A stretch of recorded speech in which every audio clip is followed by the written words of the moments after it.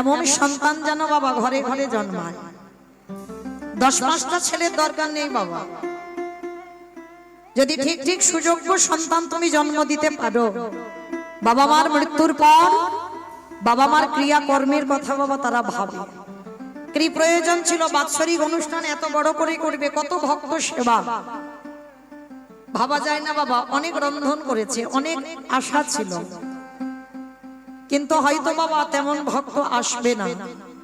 তবু যতজন এসেছেন আপনারা প্রসাদ পাবেন, যেহেতু আপনাদের উদ্দেশ্যে আমাদের প্রসাদ তৈরি করা। তো আমার মতো অধম কীর্তনিয়া মৌমিতা ঘোষ, আমি আমার সম্প্রদায়ের তরফ থেকে যাদের প্রচেষ্টায় আজকের কীর্তন, তাদের চরণে জানালাম কোটি কোটি দণ্ডবৎ প্রণাম। আর যারা এই পরিবারে আমার থেকে ছোট, তাদের জন্য রইল আন্তরিক শুভেচ্ছা, ভালোবাসা, অভিনন্দন।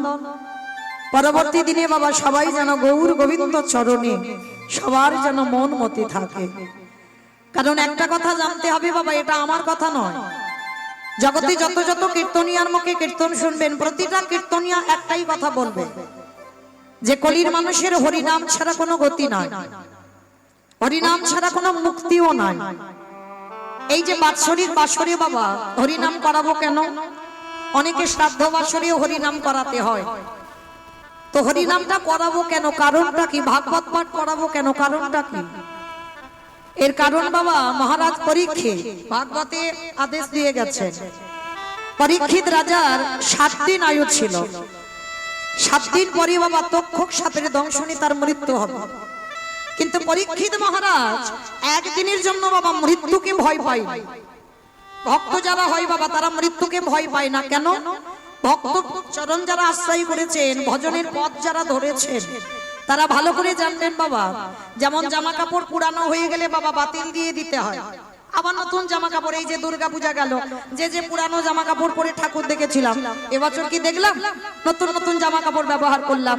ঠিক তদ্রূপ এই মনুষ্য দেহটা বাবা ঠিক ওই রকম, যত বয়স হয়ে যাবে দেহটা পুরানো হয়ে যাবে, এই দেহটাকে বাদ দিতে হবে। কিন্তু আমিটার মৃত্যু হয় না, মনে রেখো মা, আমিটা কিন্তু এই মৌমিতা নয়।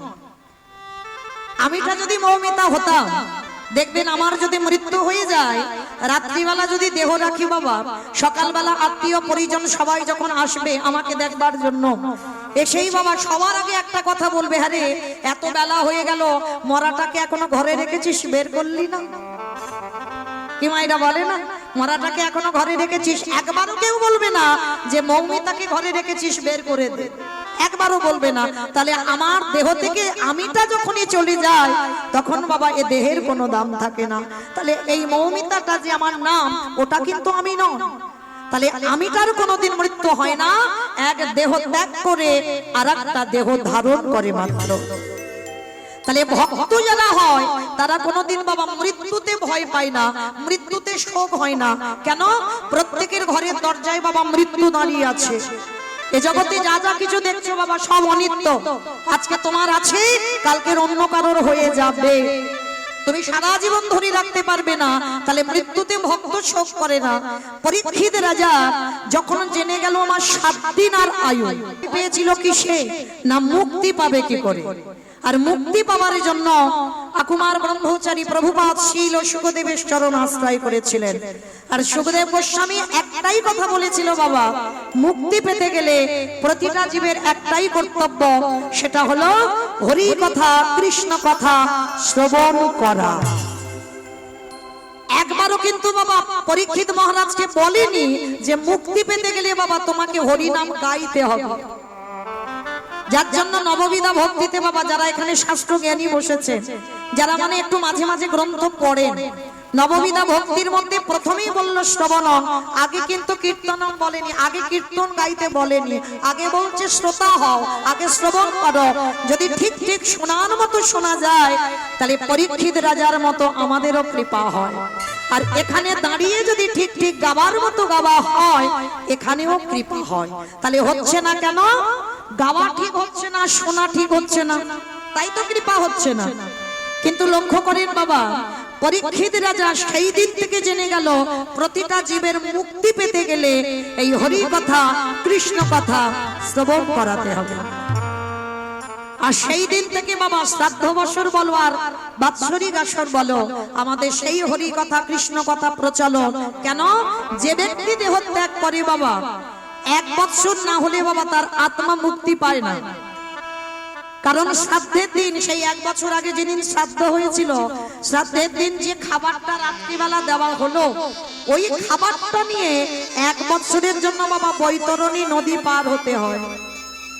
কর্ম যদি তোমার ভালো হয় সুকলে যাবে, হরি বল। আর কর্ম যদি তোমার খারাপ হয় ওই বৈতরণীটা পার হতে যে কত কষ্ট, সেটা আমি না গেছি আর আপনারা না গেছেন, গেলে বুঝতে পারবো। তবে সবাইকে যেতে তো হবে তো মাইরা, যার জন্য একটাই কথা, এই যে দাদা ভাইরা আজকের কীর্তনের আয়োজনটা করেছেন, কলির মানুষের মুক্তির পথ হলো একটাই, এই হরিনাম। যদি বলেন এটা আমার কথা নয় বাবা, একটু বাস্তবে মিলিয়ে নেন। আমার কথা কাউকে বিশ্বাস করতে হবে না, বাস্তবে মেলাবে। হরিনাম ছাড়া যদি গতি না থাকবে, যে যত বড় ধনী হও না কেন, যার যত টাকা থাকুক না কেন, যার যত অর্থ থাকুক না কেন, সারা জীবন যদি কেউ দিল্লি বোম্বে কাটায়, কেউ যদি টাকার বিছানায় ঘুমায়, কেউ যদি বাবা সোনার পালঙ্কে ঘুমায়, তবু মনে রাখবে মা শেষের দিনে তোমার আপন কেউ নয়। এসেছো খালি হাতে, যেতে হবে তোমায় খালি হাতে। যেদিন এসেছিলে পরনে একটা সুতো কেউ নিয়ে আমরা আসিনি, আর যেদিন ভব ছেড়ে চলে যাব বাবা, সেদিনও পরনে একটা সুতো আমাদের সংসারে দেবে না। তাহলে কিসের জন্য আমার করছো? আমরা বলি না বাবা, ছেলে আমার, মেয়ে আমার, জায়গায় আমার, জমি আমার, বিষয় আমার, স্বামী আমার, বউ আমার, সব আমার আমার আমার। কিন্তু মনে রেখো ভাই, বাঁশি যদি বেজে যায় পড়ে থাকবে সরকারি খামার। এসেছো একা, তুমি যাবে একা। যেদিন এসেছিলে কেউ আসেনি, আর যেদিন যাবেও কেউ যাবে না। তাহলে সঙ্গে যাবে তোমার কর্মফল। কতদিন হরিবাসরে বসেছ, কতদিন সাধু সঙ্গ করেছ, কতদিন গুরুচরণ আশ্রয় করেছ, কতদিন একাদশীর উপবাস করেছ, কতদিন তুলসী তলায় জল দিয়েছ, কতদিন তুমি ধর্মকে আঁকড়ে ধরেছ। এই ভালো ভালো কর্ম আমাদের সাথে যাবে। কিন্তু মায়েরা, আমি মৌমিতা, আমার একটা গ্যারান্টি আছে, এটা আমার গ্যারান্টি, এটা যাবেই তোমাদের সাথে, আমাদের সাথে। তবে জানি না এই জেলাটা কি উত্তর, উত্তর তো উত্তর 24 পরগনা। বেশ, তাহলে আপনারা উত্তরের মানুষ, আমি দক্ষিণের মানুষ। 24 পরগনাটা এক রয়েছে, কিন্তু উত্তর আর দক্ষিণ। তো আপনারা এই উত্তরের মানুষ, আমার জানা নেই নিয়মটা আছে কিনা, তবে আমার ডায়মন্ড হারবার এলাকায় নিয়ম আছে মা, মানুষের মৃত্যুর পর সে যত বড় লোক হোক আর যত গরিব হোক, বাড়িতে দুটো জিনিস থাকলে ভালো, আর যদি না থাকে দুটো জিনিস তাকে ভাড়া করতে হয়। কি বলতো? এক হলো খোল আর এক হলো করতাল। আর পিছনে বাজাতে বাজাতে দেহটাকে বের করবে, বলো হরি বলো হরি। কি মাইরা তোমাদের গ্রামে হয়তো? বাহ, তাহলে একটু বুঝতে বুঝতে সুবিধা হয়, কারণ সব জেলার নিয়মগুলো তো এক থাকে না। তা যাই হোক, এই জায়গাটা একটু অনুভব করেন বাবা। এই যে দুর্গা পূজা হয়ে গেল, লক্ষ্মী পূজা হয়ে গেল, কালী পূজা হবে। আচ্ছা বাবা, যেদিন পূজা হবে তো ভালো, আর যেদিন বিসর্জন হবে সেদিন বাবা ধুমধাড়াক্কা ডিজে বাজনা, মানে এমন বাজনা বাজবে বাবা, হার্ট যেন এক্ষুনি ব্লক হয়ে গেল। আর এমন বাবা নেশা করে নাচ, বিসর্জন হচ্ছে মাকে। এগুলো চেতনা বাবা, অনুভব, সেটাও তো মা। তাহলে মাকে জলে ফেলতে যাচ্ছ, তুমি ডিজে বাজনা বাজাচ্ছ, তুমি নাচানাচি করছো। তাহলে আমাদের দেহটা যেদিন বিসর্জন হবে সেদিন কি লরিতে করে একটা ডিজে বাজনা বাজালে হতো না? কি বাবা, হওয়ালে হতো না? তাহলে হওয়াচ্ছি না কেন? এই জায়গায় আমার চৈতন্য মহাপ্রভু শিক্ষা দিলে, ওরে কলিজি ভালো করে পিছনে চেয়ে দেয়, এলি খালি হাতে যাচ্ছে সে খালি হাতে। তাহলে শেষের দিনে তোর সঙ্গে হবে কর্মফল, আর কে সাথী হবে? বাবা, যাত্রা, নাটক, ফাংশন যাই করো না কেন, ওগুলো তোমার সঙ্গী নয়। তাহলে সঙ্গে কে যাবে? এই হরি নামে যাবে আমাদের পচা দেখো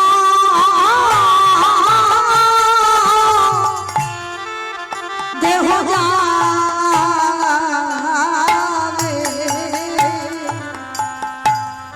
যেদিনে ভব ছেড়ে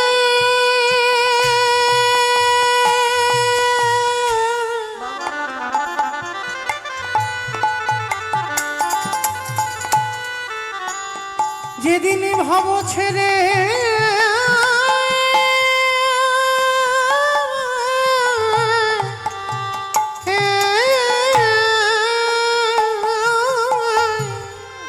হরি বল হরি বল এই ভব ছেড়ে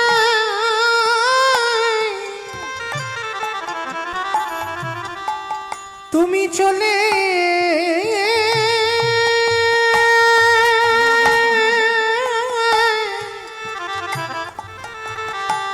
চলে যাবে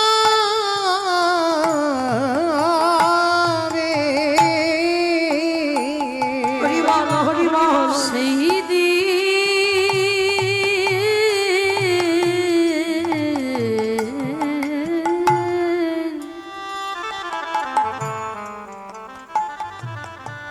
সেই দিন নামে যাবে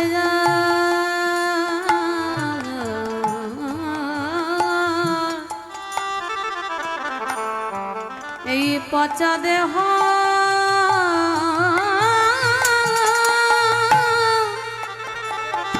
দেহ যাবে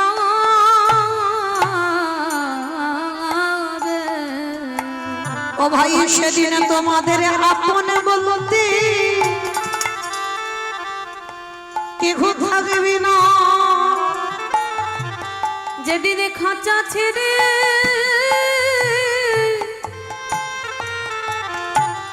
এই প্রাণে পাখি চলে যাবে তোমরা যতই করো সব আমার সেদিন আমার বলতে কেহ রবে না গো আমাদের কারণে কৃষ্ণ ভজ হলো না কৃষ্ণ বলি এইভাবে সবাই আমার মায়ার বাঁধনে বন্দি হলো শুধু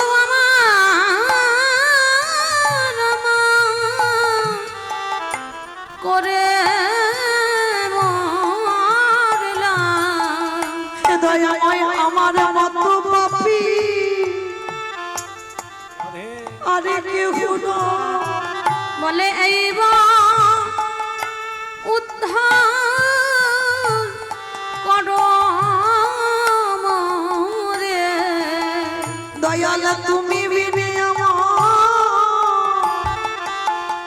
আমার গতি নাই বলে তুমি তো আমার পিতা বন্ধু ভাই দয়াল পার ঘাটাতে দাদাই রইলা একেবারে পারে করো হে দয়াল হরি হে দয়াময় আমার কেশে ধরে টেনে নিও আমি যে মায়া মাঝে আছে পরে দয়াল তুমি চরণে ছাড়া করো না শুধু এ জন্মে নয় জন্মে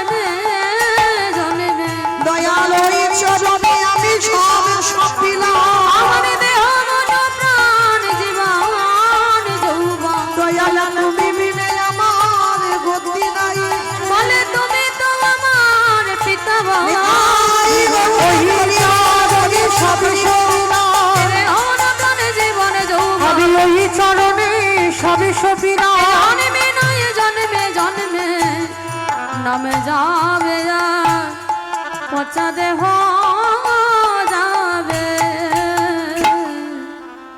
শিশুকালে কৃষ্ণ ভজে কৃষ্ণ পাবার আসে কৃষ্ণ পাবার আসে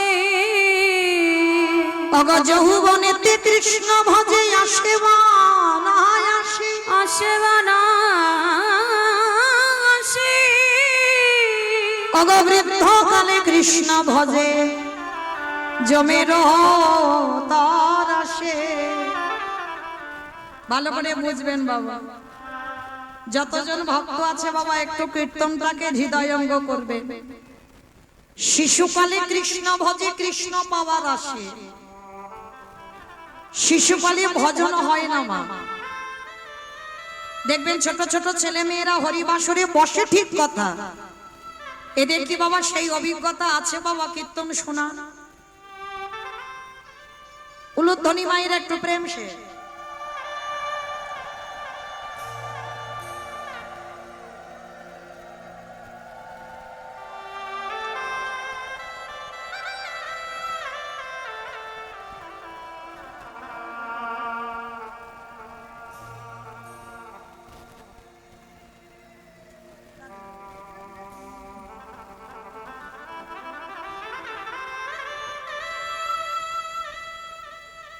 মায়েরা শিশুকালে ভজন সাধন হয় না, আবার একদিকে মহাজনেরা বলছেন বাবা কুড়ি ফুলে গোবিন্দ ভজন হয় না। শিশুকাল মানে কুড়ি ফুল, কি মায়েরা ছোটবেলা থেকে শুনে আসছে গাছ থেকে কুড়ি ফুল তুলে অনেকে দেখবেন জলে ভিজিয়ে রেখে দেয়, আর সকালবেলা ফুল ফুটে উঠলে সেটা গোবিন্দ সেবায় দেয়। কখনো করো না, অফুল গোবিন্দ সেবায় জীবনে লাগে না, দাও বটে কিন্তু অফুল গোবিন্দ সেবায় লাগে না। আর বাসি ফুল তো লাগবেই না, ওটা আমরা সবাই জানি। কি বাবা বাসি ফুল সমদেহ তত্ত্বে একদিকে বিষয় আর একদিকে দেহ তত্ত্ব মিলাতে হবে। বাসি ফুল কোনটা? দন্ত পড়ে যাবে, কেশে ফেকে যাবে, চামড়াগুলো আলাদা হয়ে যাবে। কে গো মায়েরা, যখন বয়স হয়ে যাবে ঠাকুর ঘরে গেলে শরীর অলস, আর ভালো লাগবে গোবিন্দ সেবা? আন্নিক করতে বসবে ঘুম এসে যাবে বাবা, জপের মালাই জপ করবে কখন ঢুলে ঢুলে পড়ে যাচ্ছ, অফুল গোবিন্দ সেবায় ঠিক ঠিক লাগবে না। তাহলে সেবা দেবে কোন ফুল? আজকে যে ফুলটা গাছে ফুটেছে ওইটা গোবিন্দ সেবায় দাও। আর আজকের এর ফোটা ফুল সম কোনটা? আমি বলছি না, আমার গোবিন্দ বলছেন। রাধে গো ভক্তের যৌবন বড়, রাধে আমি ভালোবাসি বলে ও নিতাই গৌরত্রী হরি বল, হরি বল,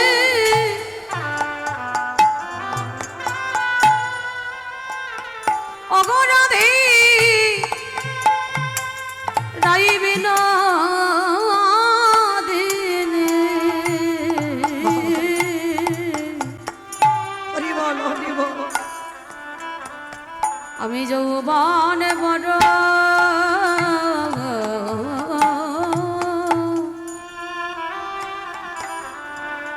বড় ভালোবাসি।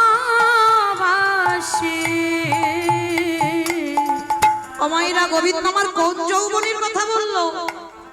যেদিনে তোমাদের এই 10টা ইন্দ্রিয় বাবা সতেজ থাকবে, যেদিনে তোমার দুটো হাত শুধু গোবিন্দ সেবার কাজে ঠিক ঠিক লাগবে, দুটো চরণ তোমার গোবিন্দ স্নানে যাবে, যেদিনে তুমি নয়নে কৃষ্ণ রূপ পরিষ্কার দেখতে পাবে, এই জিহ্বায় কৃষ্ণ নাম উচ্চারণ করতে পারবে, যেদিনে তুমি কর্ণমূলে কৃষ্ণ নাম শুনতে পাবে, তোমার দেহের 10টা ইন্দ্রিয় তুমি শুধুমাত্র গোবিন্দ সেবার জন্য দেবে। সেই সময় কালকে বলল গোবিন্দ আমার যৌবন কাল। যার জন্য বাবা এখানে আপনারা মাথুরি লীলা শুনেছেন, তো অনেকে শুনেছেন না? রাধারানী আমার গোবিন্দকে ভালোবেসে কি দুর্দশা হলো, শেষে বাবা মৃত্যু দশা। 100 বছর রাধারানী গোবিন্দকে হারিয়ে কেঁদেছিল, 100 বছর। আপনারা আমরা কতটুকু কৃষ্ণ বলে কেঁদেছি কৃষ্ণ পাবো, কতটুকু গৌর বলে কেঁদেছ গৌর পাবে। আগে কাঁদতে শিখতে হবে বাবা। যখন আমার গোবিন্দ মথুরায় চলে গেল না, 100 বছর রাধারানী কাঁদছে, কেঁদে কেঁদে রাধারানী মৃত্যু শয্যায় পড়ে ললিতা বিশাখাকে ডেকে বলল, সজনী রে, আমার গোবিন্দ যে ব্রজ ছেড়ে মথুরায় চলে গেল, যেদিনই আমার বধূ এই ব্রজে ফিরে আসবে, ওরে ললিতা রে, ওরে বিশাখা রে, যেদিনই আমার বধূ এই ব্রজধামে ফিরে আসবে, সেই দিনে যদি আমার দেহে যৌবন খানা চলে যায়, বলে বলে ও ললিতা, আমি কি দিয়ে গোবিন্দে সেবা দিব, আমার যৌবনে যদি নিতাই গৌর প্রেমানন্দে হরি বল হরি বল হরি বল।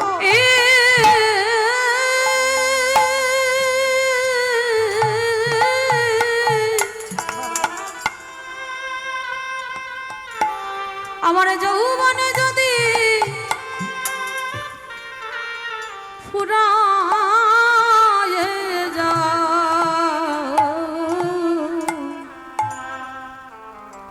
আমি কি দিয়ে গোবিন্দে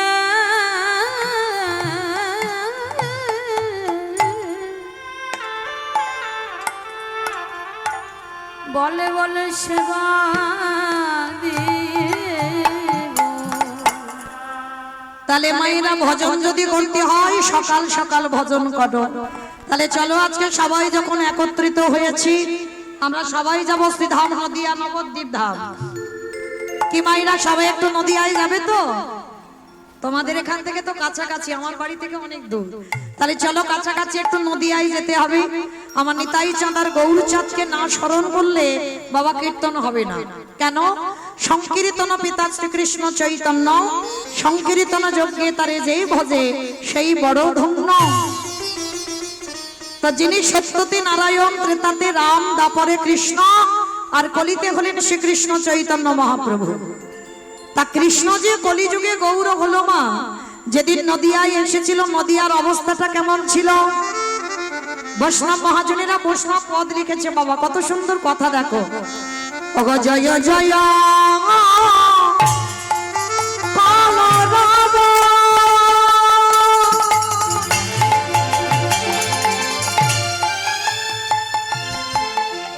ওই নদিয়া না গরে, ওগো জয় জয় কলা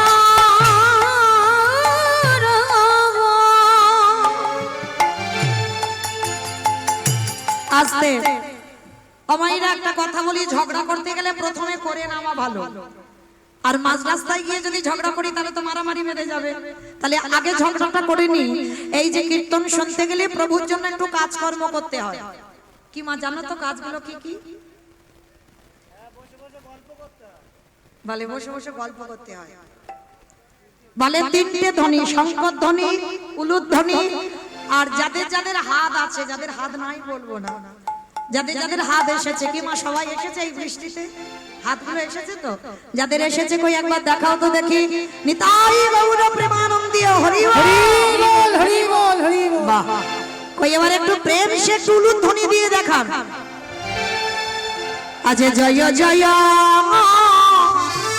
কাল রাব,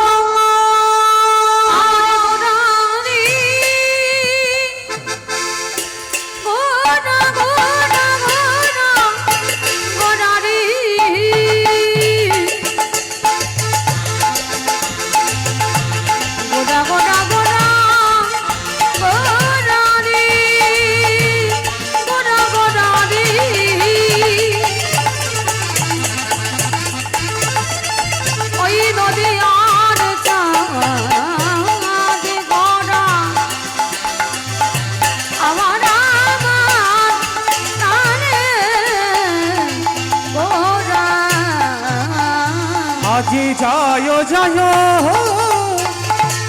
কাল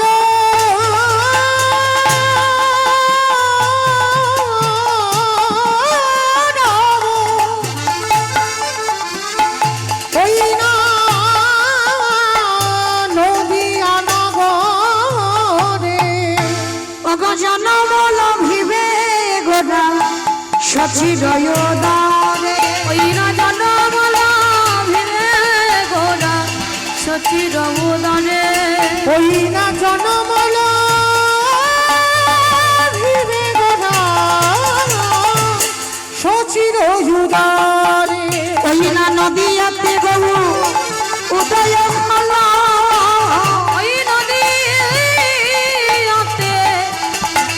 গৌরদয় হল ওই না রাধে দয়া করো বলে ওই নদীতে উদয় হল বলি রাধা প্রেম আস্বাদিতে ওই নদীতে উদয় হল বলি রাধা প্রেম আস্বাদিতে ওই নদীতে উদয় হল হরি হরি হরি বলে নদীতে মুখে হরি হরি হরি বলে নদীতে উদয় হলো নদীতে উদয় হলো জনমল ভিড়ে গোরা সচির উদারে জরাধে তাহলে বাবা কলিযুগের মাটিতে বাবা কৃষ্ণ গৌর হয়ে এলো আজকে আর কথা নয় মা এবার একটু মন দিয়ে শুনবেন কৃষ্ণ কলিযুগে গৌর হয়েছিল বাবা কার ডাকে এসেছিল না শান্তিপুরের মাটিতে বুড়ো অদ্বৈত আচার্য গোসাই আচ্ছা এখানে আমাদের একটা প্রশ্ন থেকে যায় মা পৃথিবীতে লাখ লাখ ভক্ত আছে কোটি কোটি ভক্ত আছে হাজার হাজার ভক্ত আছে ভক্তের অভাব নাই একেবারে শান্তিপুরে বুড়ো মালির ডাকে কেন কৃষ্ণ গৌর হলো তাহলে আজকের আমাদের জানতে হবে শান্তিপুরের বুড়ো মালিটা কে যার একটা নাম হচ্ছে মা মৃত্যুঞ্জয় আচ্ছা বাবা মৃত্যুঞ্জয় কোন ঠাকুরকে বলে কালী ঠাকুরকে কালী ঠাকুরকে শিব ঠাকুর এবারে কালী ঠাকুরকে মৃত্যুঞ্জয় বলে মানে খিচুড়ি করে যায় শিব ঠাকুরকে বলা হয় মৃত্যুঞ্জয় কেন না সত্য ত্রেতা দাপর ভালো করে শুনবেন সত্য ত্রেতা দাপর এই তিন যুগে আমার বাবার রূপ পরিবর্তন হয়নি একই শিব ছিল আর ওই বাবা কলিযুগের মাটিতে মা নাভাদেবীর গর্ভে জন্ম নিল কমলাক্ষ দীক্ষা নেবার পরে নাম হলো অদ্বৈত আচার্য গোসাই তাহলে এই জায়গায় আমাদের প্রশ্ন রয়ে যায় বাবা তিন যুগে ভোলানা শিবই হলো ভোলানাথই হলো কলিযুগে কেন হলো না কিসের জন্য অদ্বৈত আচার্য হলো তার একটা কারণ আছে কারণটা কি জানো এই কারণের কথা জানতে গেলে বাবা আমাদের সবাইকে একটুখানি যেতে হবে মহাভারত আর মহাভারতে গেলে আমরা প্রশ্নের উত্তরটা পাবো কেন শিব ঠাকুর কলিতে শিব না হয়ে অদ্বৈত আচার্য গোসাই হয়েছে তো চলো ওই মহাভারতে বাবা যুধিষ্ঠির মহারাজ করেছিল রাজস্বই যজ্ঞ আর ওই রাজস্বই যজ্ঞে আমার ভগবান কৃষ্ণ নিজে দাঁড়িয়ে থেকে সবাইকে দায়ী দায়িত্ব দিয়েছিল আর যুধিষ্ঠির মহারাজ বলেছিল কৃষ্ণ কৃষ্ণ তুমি তো সবাইকে দায়িত্ব দিচ্ছ কৃষ্ণ তুমি নিজে কোনো দায়িত্ব পালন করবে না ভগবান আমার একটু মুচকি হেসে বলেছিল কেন করব না আমি তো সবাইকে একটা করে কাজ দিয়েছি আর জানো আমি আমার জন্য আলাদা করে দুটো দায়িত্ব ফেলে রেখেছি সে কি সবাই করবে একটা করে কাজ আর কৃষ্ণ তুমি দুটো কাজ করবে কি কি কাজ করবে কৃষ্ণ বলে জানো দাদা আমার প্রথমবারই কর্ম হবে এই যজ্ঞে যত যত ভক্ত আসবে আমি কৃষ্ণ দয়াময় হয়ে সবার প্রথমে আমি নিজের হাতে ওদের চরণ যুগল ধৌত করে দেব চমকে উঠেছে যুধিষ্ঠির দাদা অসম্ভব কে কোন জাতের মানুষ আসবে কে নিচু জাত কে উঁচু জাত জাতের ঠিক নেই আর সবার পা ধোবাবি কৃষ্ণ এই জায়গাটায় ভালো করে একটু আস্বাদন করবেন মা সাধারণ কোন মানুষের কথা বলছি না আমার ভগবান যিনি বিশ্বের স্রষ্টা মালিক যার ইচ্ছাতে জগৎ চলে বাবা, যে মনে করলে একটা সেকেন্ডে পৃথিবীটাকে লয় প্রলয় করে দিতে পারে, যার ইচ্ছাতে মরা গাছে ফুল ফোটে, যার ইচ্ছাতে শুকনো গাঙে উজান বয়, সেই ভগবান আজকে রাজস্বী যজ্ঞে আজকের মা পা ধোয়ার দায়িত্বটা নিয়েছে। একটু অনুভব করেন, ভগবান হয়ে আজকের পা ধোয়াবে কেন? তার কিসের অভাব? আর কিসের জন্য ভক্তের পা দুটো একেবারে বুকে নিয়ে ভগবান ধৌত করবে? কারণ আছে। কারণটা কি জানো? নিজে আচরি ধর্মজীবেরই শেখা, নিজে না করলে ধর্মজীবকে শেখানো না যায়। আমার আচরণ যদি বাবা ঠিক না হয়, আমার কথা শুনে সমাজ কিছু শিখবে বলে মনে হয়, আমার চলা যদি ভুল হয়, আমার বলা যদি ভুল হয়, আমি যদি নিজে সাধুগুরু বৈষ্ণবকে সম্মান না করি, আমি যদি আমার নিজের পিতামাতাকে ভক্তি না করি, তাহলে কি বাবা আমার কথা শুনে কারো শিক্ষা হবে বলে মনে হয়? আগে তো আমার আচরণ ঠিক করতে হবে, তারপরে তুমি অন্যকে শিক্ষা দাও। এই জগৎ সংসারে বাবা ভগবান শেখাতে চাইলো, আমি রাজস্বী যজ্ঞে ভক্তদের চরণ যুগল ধৌত করছি। ওরে কলির জীব, তোরা আমাকে দেখে শেখ। বাড়িতে যদি গুরুজন আসে, সাধুগুরু বৈষ্ণব আসে, সবার আগে বাবা পা ধোবার ব্যবস্থা করতে হয়, এটা নিয়ম। আগেকার দিনে আমার মা ঠাকুমাদের দেখতাম, আর এখন বাবা যত টিভি সিরিয়াল দেখি আর তাদের মতো আচরণ হয়ে যায়। আমরা ভুলে গেছি বাবা সেই সংস্কৃতির কথা। কিন্তু মনে রেখো মা, যেন ভেবে বসো না যে মৌমিতা জ্ঞান দিচ্ছে। আমি জ্ঞান দিচ্ছি না, আপনারা জানেন, আমি একটু মনে করাচ্ছি। বাড়িতে যদি গুরুজন আসে, সবার আগে মনে রাখবেন বাবা, আগে পা ধোবার ব্যবস্থা করবেন। যদি বছরান্তর আপনার ঘরে গুরুদেব আসে, সবার আগে গুরুদেবের দুটো চরণ যুগল ধৌত করে দেবেন। অনেক মায়েরা এখন প্রশ্ন করবে, মৌমিতা আমার দুয়ারে আমার গুরুদেব তো দেহ রেখেছেন আর সাধুগুরু বৈষ্ণব ঠিক ঠিক পাই না, তাহলে আমি কি করব? তাদের জন্য আমার ভগবান ব্যবস্থা করে রেখেছেন ভাগবতে। আমার কথা নয়, ভগবান বলেছেন না সুদামাকে, সুদামা এই পৃথিবীতে সব থেকে বড় গুরু হলো যে যার ঘরের বাবা মা। আমি বললাম না, কৃষ্ণ সুদামাকে বলেছিল পৃথিবীতে সব থেকে বড় গুরু যে যার ঘরের বাবা মা। তারপরে গুরু হলো শিক্ষা গুরু, দীক্ষা গুরু, তারপরে গুরু হলাম আমি ভগবান। মনে রেখো মা, বছরান্তর তো সব পূজা দেখতে যাও, অনেক অনেক মায়ের আমরা পূজাও করি, দুর্গা পূজা, কালী পূজা, লক্ষ্মী পূজা, সরস্বতী পূজা, সব পূজা। কই একবারের জন্য কেউ জীবিত ভগবান পূজা করেছে? আর জীবিত ভগবান তো যে যার ঘরের বাবা মা গো। ভগবান বলছে নবদ্বীপ, বৃন্দাবন, হরিদ্বার, দক্ষিণ ভারত, পশ্চিম ভারত ও কুম্ভ মেলায় কোথাও যেতে হবে না, যদি বছরান্তর একবার করে জীবিত ভগবান পূজা করতে পারো। আমার লাখ লাখ টাকা দুর্গা পূজার মতো খরচ করতে হবে না। জীবিত ভগবান পূজা করতে গেলে একটু আসনে বাবা মাকে বসাও, নিজের হাতে দুটো চরণ যুগল ধৌত করে দাও, গলায় একটু মালা পরিয়ে দিয়ে যত্ন করে বাবা মাকে একটু খাইয়ে দাও। ভগবান বললেন এই পৃথিবীতে সেই ভক্ত যদি আমারই ডাকতে ভুলে যায়, আমি সারা জীবন ওই ভক্তের দুয়ারে বন্দী হয়ে যাই। আমি যে ভক্ত হরি বল, হরি বল।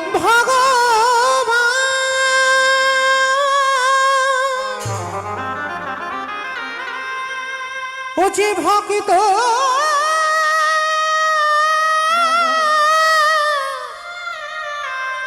ভক্ত ছাড়া কিছু জানে না, কৃষ্ণ তাই তো যুগে যুগে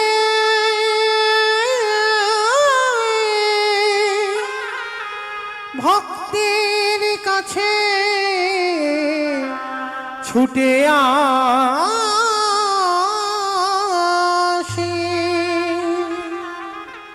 আমি যে ভক্ত ও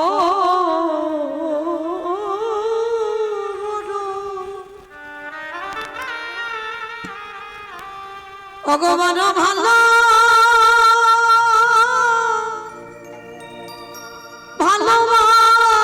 ভালোবাসি, শুধু এ যুগে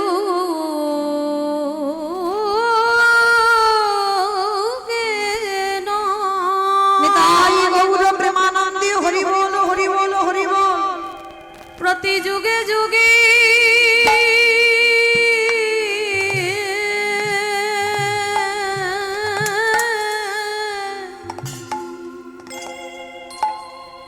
আমি ভক্ত ও বড় ভক্ত বড় ভালো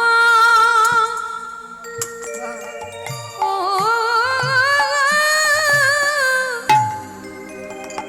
ভালোবাসি,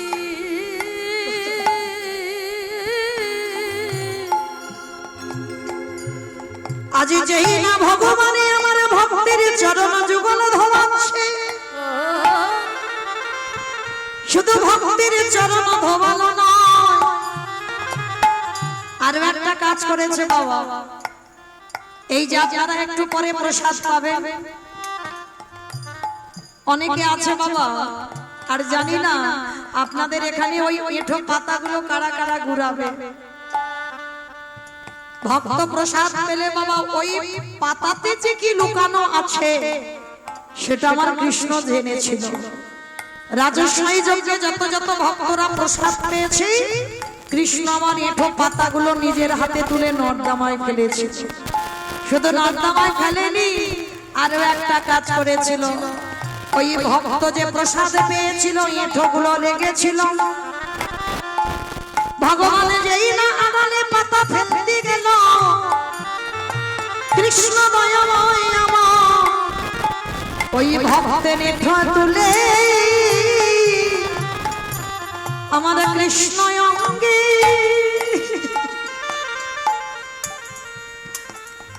অঙ্গে মাখে। সে যে ভক্ত বড়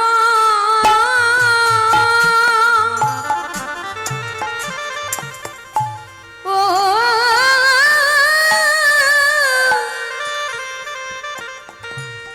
বড় ভালো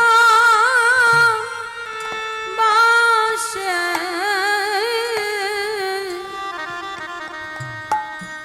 ভক্তের ঠো তুলে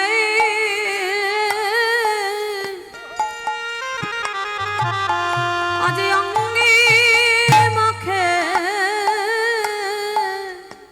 যেই না বাবা আমার ভগবান ওই এঁঠোগুলো গায়ে মাখছে, যুধিষ্ঠির মহারাজ গিয়ে ডাকলো, কৃষ্ণ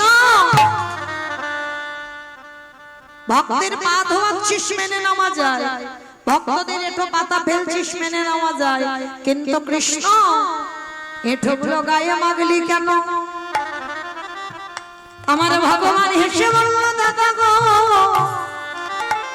ওই ভক্তদের এঁঠোই আমি গায়ে কেন মাগলাম জানো? এই জগতে সবাই তো পাপ করে আমার চরণে, আরে আমি ভগবান হয়ে সবারই বিচার করি, সবারই বিধান দিয়ে বেড়াই। ও মাইরা, আর যে ভগবান বিধান দেয়, যে ভগবান বিচারক, সেই ভগবান শুধু পাপী নয়, ভগবান নিজে বললো, জানো দাদা আমি হলাম মহা জগতে সবার